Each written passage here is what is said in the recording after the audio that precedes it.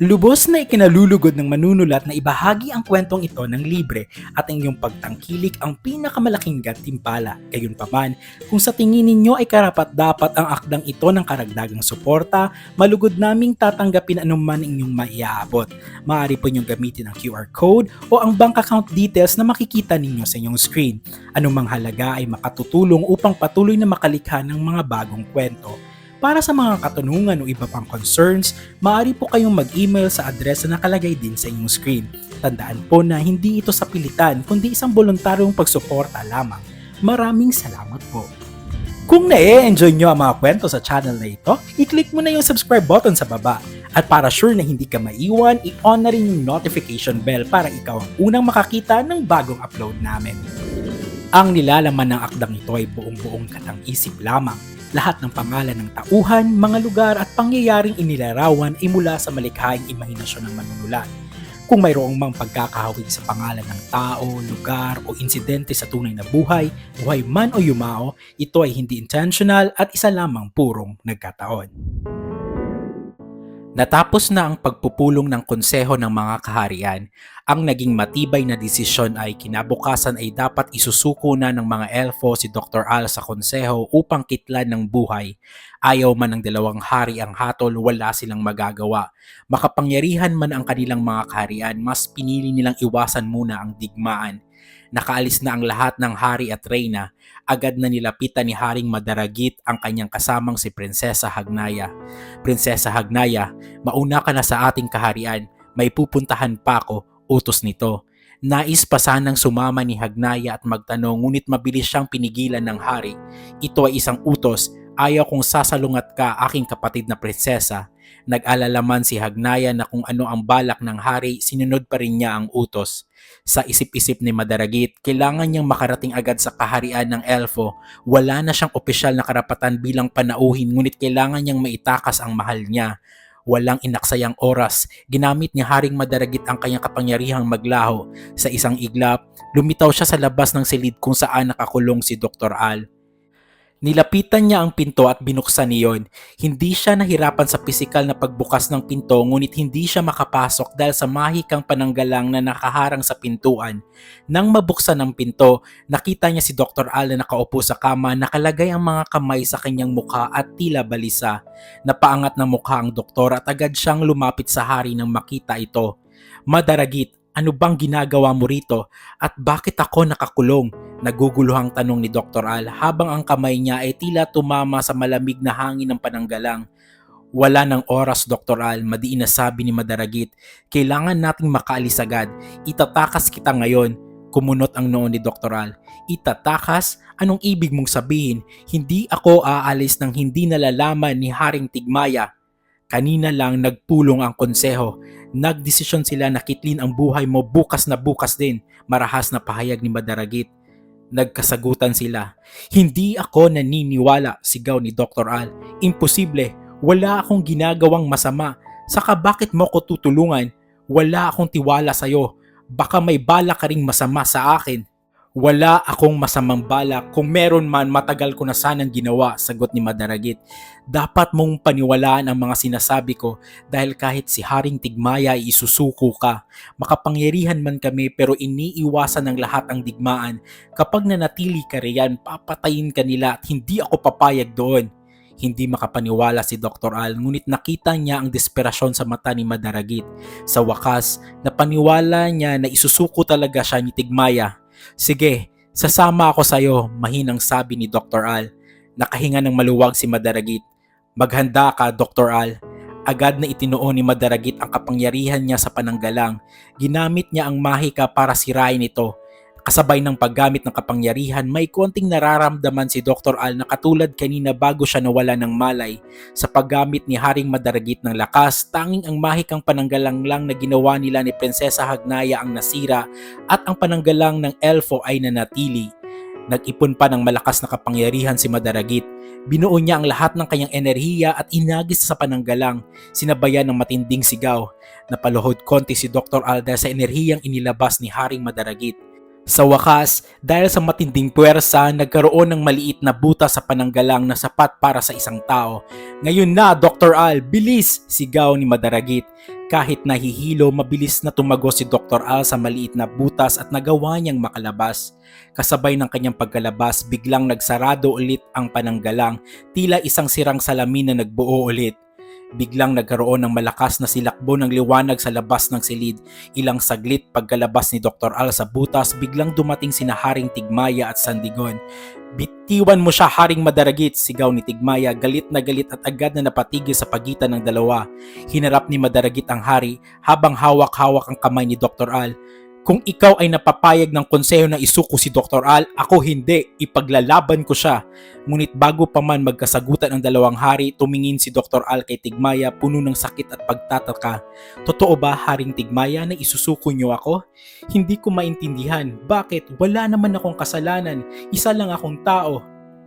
Matagal na nakatayo si Tigmaya, hindi makapagsalita. Pagkaraan ng ilang sandali, nagsalita siya ng may lambing. "Mahal, maniwala ka. Hindi ka namin isusuko. Magtiwala ka. Pag-usapan natin ang plano natin. Ipapaintindi ko sa iyo kung ano ang nangyari." Hindi na nakasagot si Dr. Al. Wala nang inaksayang oras si Madaragit. Ginamit niya ang kapangyarihang maglaho kasabay ni Dr. Al. Akmang gagamit pa sana ng kapangyarihan si Haring Tigmaya para pigilan sila nang hinawakan ni Sandigon ang kamay ng anak. "Huwag, Haring Tigmaya. Batid mo ang tiyak na mangyayari kay Dr. Al sa anumang enerhiya ng elfo at orko," paalala ni Sandigon. Dahil sa paalala, napigilan ni Tigmaya. Sa halip sa matinding galit at pagkadismaya, napasuntok na lamang siya sa pader. Nakarating sina Madaragit at Dr. Al sa isang liblib na lugar sa teritoryo ng orko na malayong malayo sa mga sentro at paningin ng lahat ng kaharian. Pagdating nila sa liblib na lugar, agad na nagsambit si Madaragit ng isang mabilis na inkantasyon. Ang mga salita ay tila nagbunga ng manipis na alon ng enerhiya na kumalat sa paligid nila na nagsilbing isang pananggalang upang hindi sila matunton. Kasabay ng paglabas ng enerhiya, biglang napadaing si Dr. Al. Tila naapektuhan siya sa enerhiyang nilalabas ni Madaragit. Agad siyang napaupo sa lupa at hinawakan ang kanyang ulo dahil sa tindi ng sakit at pagkahilo. "Dr. Al, ayos ka lang ba?" Nag-aalalang tanong ni Madaragit. Agad na lumuhod sa tabi ng doktor. Nahihirapang sumagot si Dr. Al habang pilit na humihinga. "Pwede ba iwasan ninyo muna lahat gumamit ng kapangyarihan? Nakakahilo kasi." Inalalayan ni Haring Madaragit si Dr. Al at sabay silang tumayo. Nakatingin pa rin si Madaragit kay Dr. Al na halatang masama na ang pakiramdam. "Dr. Al, kailangan ko munang umalis sandali," madiin na pahayag ni Madaragit. Napaangat si Dr. Al ng ulo. "Umalis? Saan ka pupunta? Hindi mo ko pwedeng iwan dito, Madaragit." "Babalik ako saglit sa aking kaharian. Kailangan kong kausapin ang aking kapatid at kumuha ng ilang bagay. Babalik ako agad, pangako," paliwanag ni Madaragit habang pinapakita ang determinasyon sa kanyang mukha. "Huwag, hindi mo pa sinasagot ang mga tanong ko," giit ni Dr. Al, pilit na pinapatibay ang sarili. "Dapat ipaintindi mo sa akin lahat ng mga pangyayari." Tiningnan ni Madaragit si Dr. Al. Napabuntong hininga siya. Alam niyang tama si Dr. Al. "Dr. Al, maniwala ka. Sa pagbabalik ko, sasabihin ko sa iyo ang lahat ng detalye.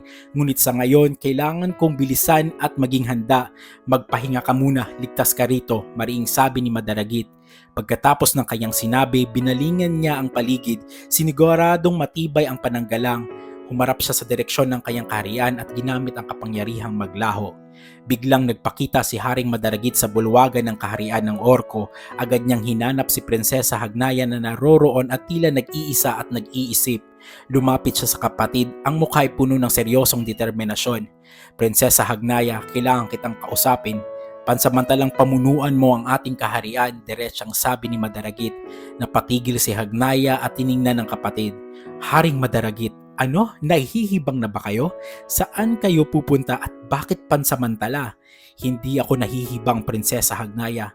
Kailangan kong manatili kay Dr. Al. Hanggat hindi pa natatapos ang suliranin ng doktor, kailangan ko siyang ipagtanggol," pakiusap ni Madaragit. "Kahit ngayon lang, Hagnaya, pakiusap, pamunuan mo muna ang kaharian." Napahinto ang prinsesa. Tinitigan niya ang kapatid at napansin ang matinding sinseridad sa mukha nito. Hindi pa niya nakita na ganito makiusap ang hari. "Talaga bang nahihibang ka na, aking kapatid?"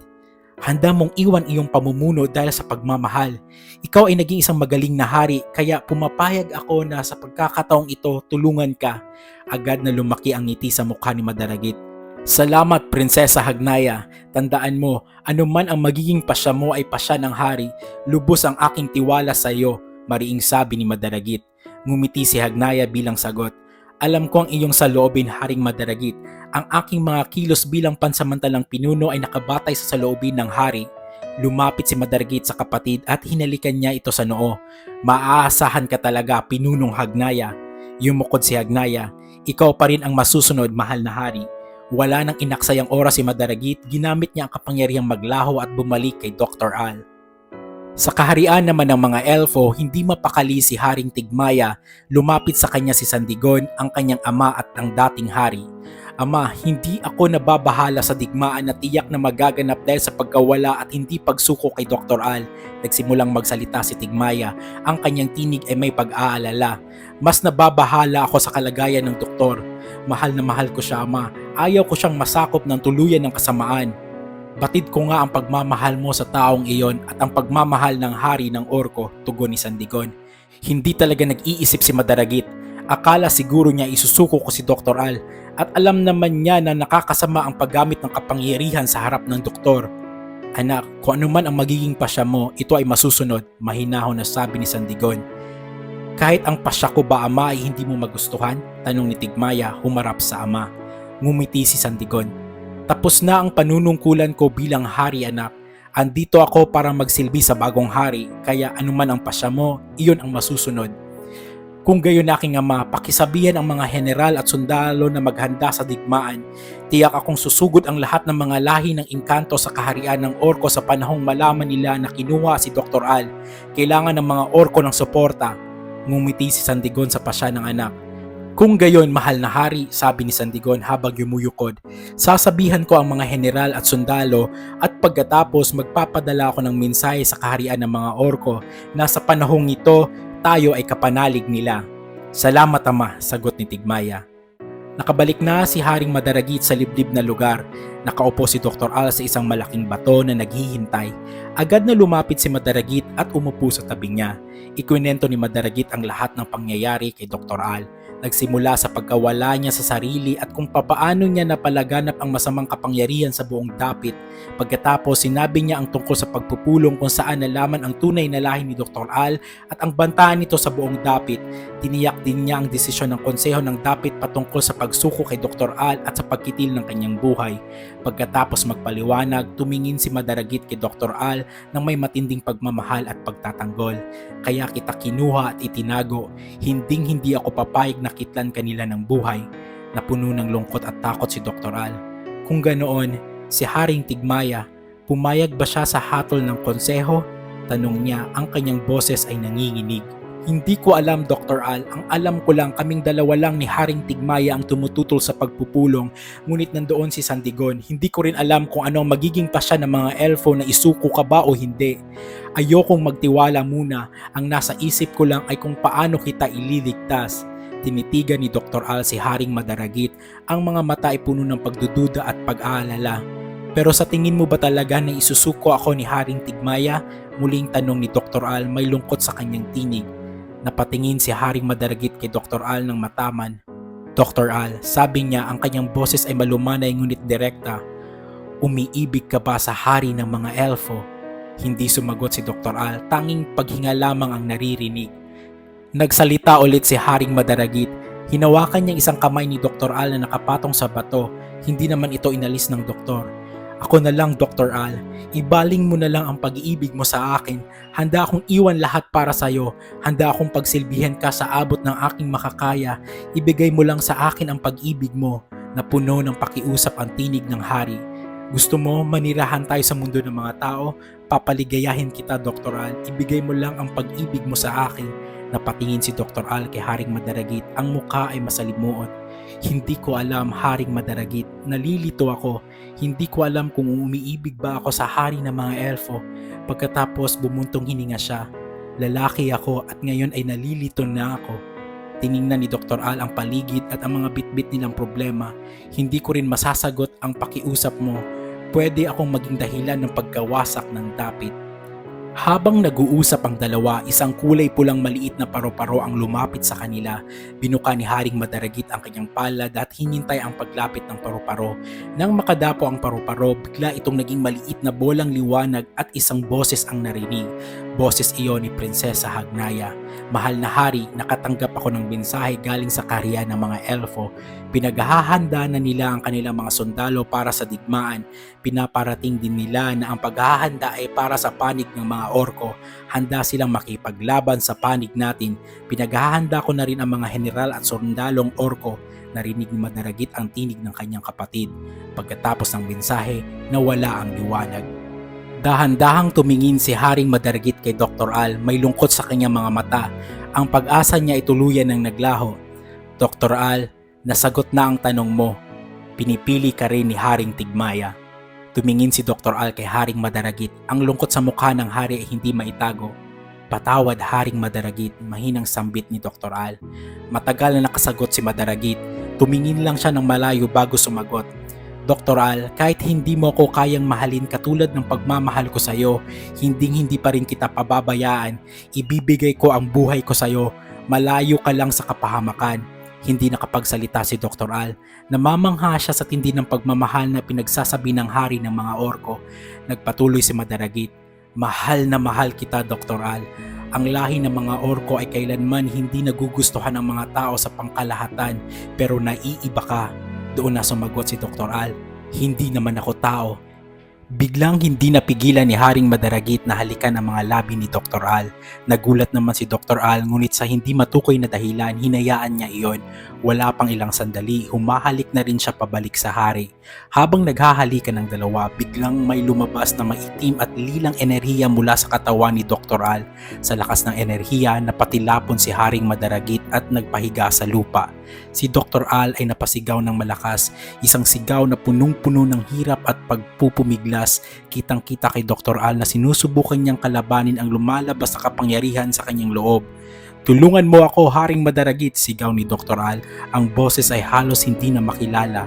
Agad namang lumapit si Madaragit, ngunit napapatilapon siya sa tuwing nahahawakan niya ang doktor. Ang enerhiya ay masyadong malakas. Ang buong dapit ay nabalutan ulit ng dilim. Ang mga kulog ay mas lalong lumakas at nagkaroon na rin ng malalakas na kidlat. May mga lugar na tatamaan ng kidlat na ito. Tuluyan ng nasakop ng kasamaan si Dr. Al. Nagbago ang kanyang kasuotan, naging itim na baluti ito. Ang buong katawan niya ay napapalibutan ng enerhiya na kulay itim at lila, at ang enerhiyang ito ay tila gumagalaw na parang apoy. Ang dating Dr. Al ay nawala na. Nakahiga pa rin si Haring Madaragit matapos matilapon, subalit agad siyang bumangon. Dr. Al, labanan mo, sigaw ni Madaragit. Tumingin ang bagong Dr. Al kay Haring Madaragit. Tumawa ito ng kay lakas, isang tawa na malalim. Pagkatapos lumipad ito pababa patungo kay Haring Madaragit. Madiin itong nagsalita ng lumang salita. Compleve magos. Matapos ang lumang salitang iyon, ang bagong katauhan, ang boses nito ay puno ng kapangyarihan.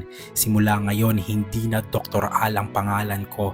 Ako na si Tig Madaragit, ang tunay na hari ng dapit. Ako ang Panginoon ng kadiliman na nabuhay muli galing sa enerhiya ng maharlikang elfo at orko. Binhi ng isang elfo at halik ng isang orko. Ikaw, alipin, kung tunay iyong sinambit na mahal mo ako, pagsilbihan mo ako.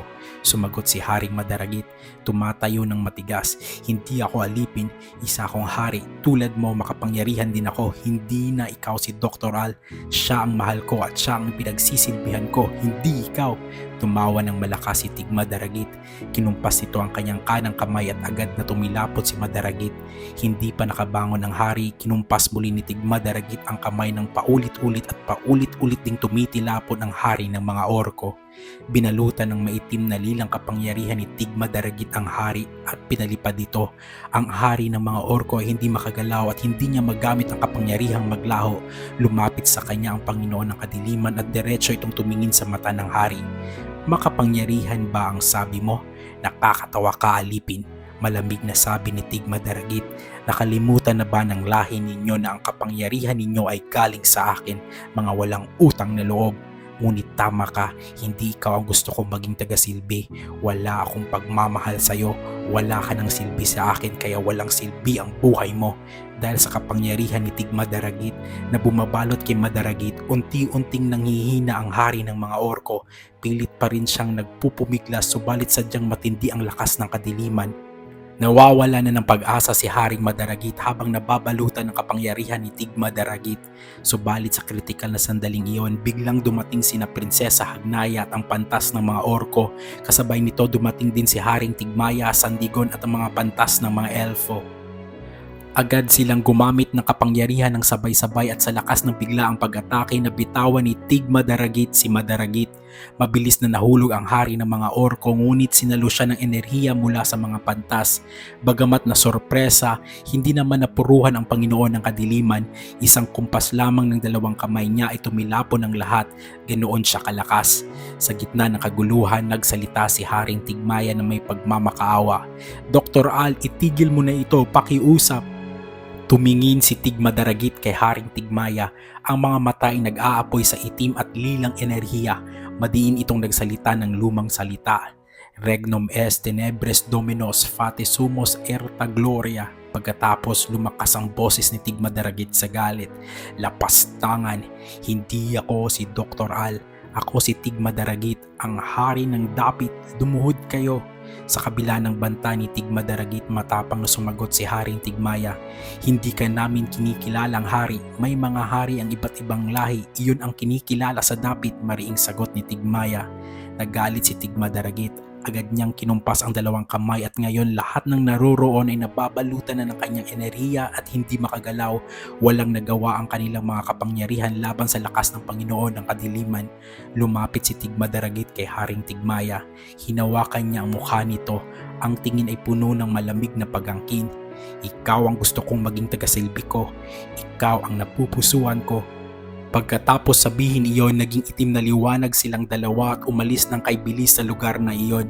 Naiwan sa ganap na pagabigla sina Sandigon, Madaragit, Hagnaya at ang mga pantas ng elfo at orko. Nakarating ang Panginoon ng kadiliman at si Haring Tigmaya sa gitna ng maitim na gubat kung saan nakaabang ang napakaraming nilalang. Wala nang malay si Haring Tigmaya kaya karga na ito ni Tig Madaragit nang makarating sila. Ang mga nilalang na naghihintay ay nababalutan ng itim na pananamit na hindi kita ang mga muka. Walang paa na nakatapak sa lupa ang mga ito, tila mga itim na multo kung ilalarawan. Kasama rin sa mga naghihintay ang mababangis na masasamang hayop na matagal nang naninirahan sa maitim na gubat. Lumapit ang isa sa mga nilalang na nakaitim at nagsabing, "Maligayang pagbabalik muli, aming Panginoon." Nagbigkas naman ng makalumang salita si Tig Madaragit bilang tugon, "Advenio vobis." Maya-maya lalong umilaw ng itim ang mga mata ng Panginoon ng kadiliman at nagkaroon ng malakas na pagdindol sa buong dapit. Bumuka ang lupa sa maitim na gubat at unti-unting lumilitaw ang isang makalumang malaking palasyo na hinto lang ang lindol matapos mabuo ito. Ang lumang palasyo ay naging magarang palasyo na tila hindi kailanman nalibing sa lupa ng mahabang panahon. Ilang oras din ang nakalipas at nagising na si Haring Tigmaya sa isang magarang silid subalit ramdam niya ang kadiliman. Ang buong dapit ay hindi na nakaranas ng liwanag. Maraming mga kaharian ang nasira dulot ng lindol at kidlat na tumama. Ang halos lahat ng lugar sa dapit ay parang isang nasirang lupain. Pagbangon ni Haring Tigmaya, napansin niyang nasa gilid lang si Tig Madaragit na naghihintay sa kanyang pagising. "Dr. Al," mahinang tawag ni Haring Tigmaya. "Wala na si Dr. Al alipin," malamig na sagot ni Tig Madaragit. "Hindi ako alipin, isa akong maharlika, isa akong hari," giit ni Haring Tigmaya. Tumawa si Tig Madaragit. "Hindi ka na hari kasi wala ng mga kaharian. Isa na lang ang kaharian ng dapit at ako ang hari nito. Hindi ikaw si Dr. Al." "Matagal ko nang sinabi iyan alipin. Hindi ako si Dr. Al. Ako si Tig Madaragit." Lumapit siya kay Haring Tigmaya. Ang tinig ay puno ng panunuya. "Kung gusto mo maging hari, makipag-isang dibdib ka sa akin. Pwede na nating ituloy ang pagmamahalan natin." Sumigaw si Haring Tigmaya sa galit. "Hindi ako alipin at hindi kita mahal. Ang mahal ko ay si Dr. Al." Naggalit ang Panginoon ng kadiliman at lumapit ito kay Haring Tigmaya at sinakal siya. Kung ayaw mong maging hari at magpakasal sa akin, habang buhay kitang gagawing alipin at ikukulong sa silid na ito. Walang silbi ang kapangyarihan mo rito. Pagkatapos, dinilaan ni Tigmadaragit ang mukha ni Tigmaya bago binitawan. Sa iba't ibang dako ng dapit sa mga lugar na hindi pa ganap na nasira ng lindol at kadiliman, naghahanda na ang mga sundalo ng lahat ng kaharian, kabilang ang kaharian ng Elfo at Orko.